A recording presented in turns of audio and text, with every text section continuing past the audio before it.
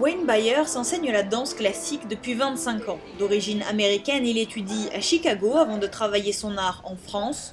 Quand il se tourne vers le professorat en 1986, après 10 ans de scène, c'est pour ne pas couper les ponts avec une discipline qui l'a toujours passionné. Il n'y avait pas de choix, c'était un besoin. Il n'y avait pas question de faire autre chose.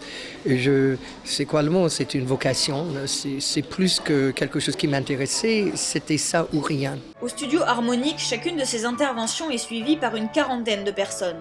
Considéré comme une danse féminine, le classique attire pourtant certains hommes. On en compte au moins 5 parcours. Moins nombreux, ils ont donc plus de travail, avec un programme légèrement différent de celui de leurs consoeurs. Il y a des différences stylistiques, notamment en classique, on a les pointes.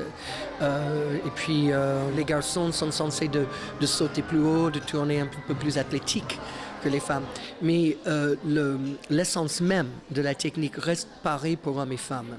Mais quel que soit son sexe, le danseur classique se doit d'être un vecteur d'émotion, un talent nécessaire que chaque élève doit développer seul.